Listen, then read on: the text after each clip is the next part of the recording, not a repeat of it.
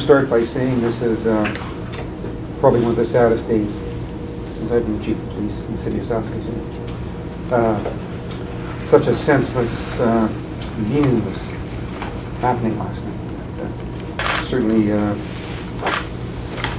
I can't even talk about the frustration I'm facing being the Chief of Police in Saskatoon with the amount of stolen vehicles that we're seeing. We had 39 arrests since April 1st for youth stealing cars in Saskatoon. We repeatedly asked people not to leave keys in their cars. Over 70% of the vehicles we're getting stolen in the city right now have the keys left in the vehicle or near the vehicle where people think they've hidden it somewhere where nobody's going to see it. And the frustration level of our officers, and I can only give my deepest condolences to the family. Something like this should never happen in a city like Saskatoon. And I'm certainly open to any questions. What can you tell us about the circumstance of this event? I mean, we interviewed eyewitnesses at the scene last night who are adamant that the police were in pursuit, that this was a high-speed chase. It definitely was not a high-speed chase. I just finished viewing the video. We have the whole event on video. It's a happening of about 17 to 18 seconds. That's how quick this event happened. The officer was following the vehicle for about 5 or 6 blocks, radioed in, found out the vehicle was stolen, had radioed for a dog car that was in the area. He thought it would be best, as soon as that vehicle turned onto Avenue M, to activate his emergency equipment. As soon as he did that, he activated his emergency equipment with the siren. That vehicle immediately sped off at a high rate of speed. Our officer, and you can see it on video, our officer's vehicle slowed right down. Did not pursue that vehicle because he could see that this was not going to end well if it was a pursuit. Will you release the video? That video will be released in court.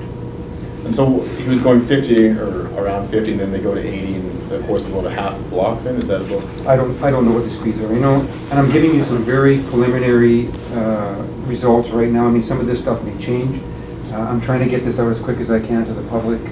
But I say I've reviewed the video. This was an event. 17, 18 seconds was the total time of the event. So what's the protocol for in-city police chases like that, or in-city stops like that? Well, certainly we'll review this all. We've also got in touch with the Department of Justice.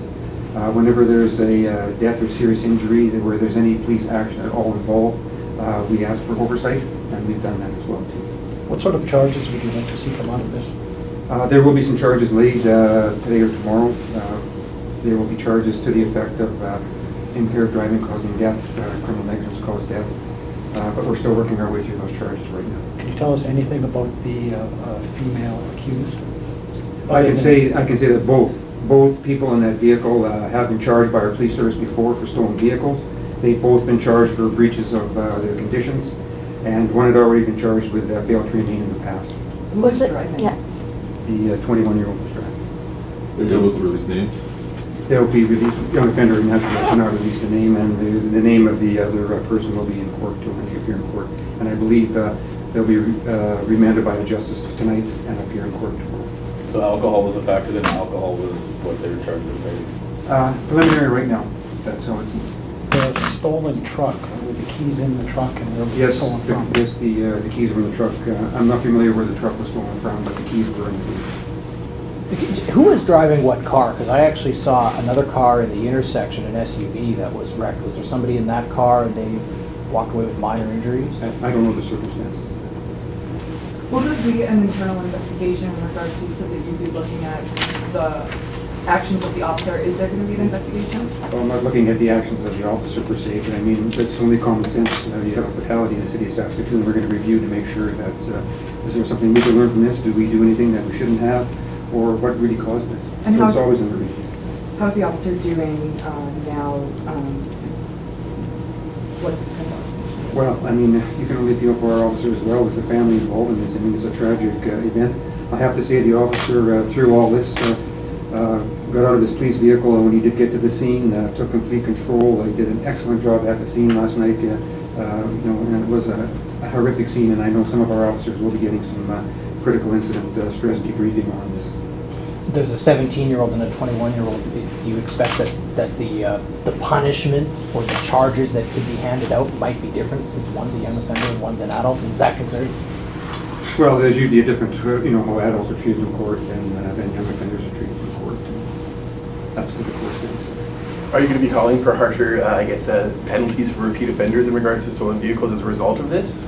Well, it's a shame when a tragedy like this has to happen before people, kind of awake to the problem that we're having here in Saskatoon.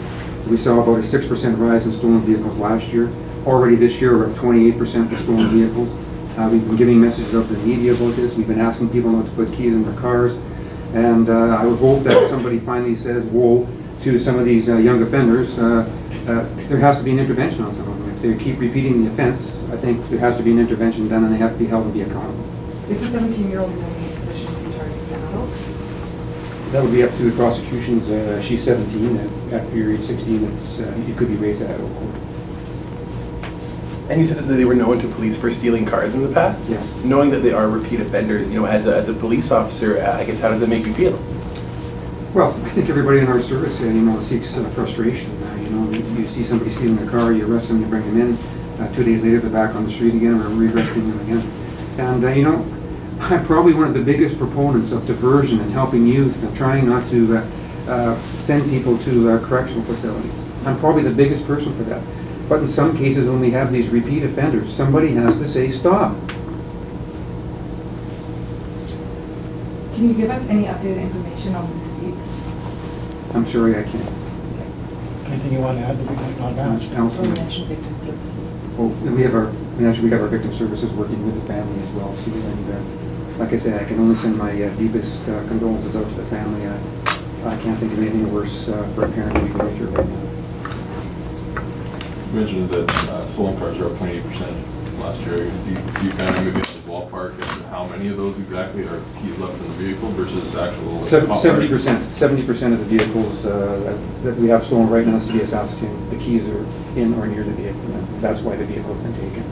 I mean, the manufacturers, the Canadian Association of Chiefs of Police lobbied the manufacturers for years to make sure that cars couldn't be stolen easily. If you don't have a chip with your key now, you can't take a car. So the manufacturers have come along the line, but people still keep leaving their keys in the car.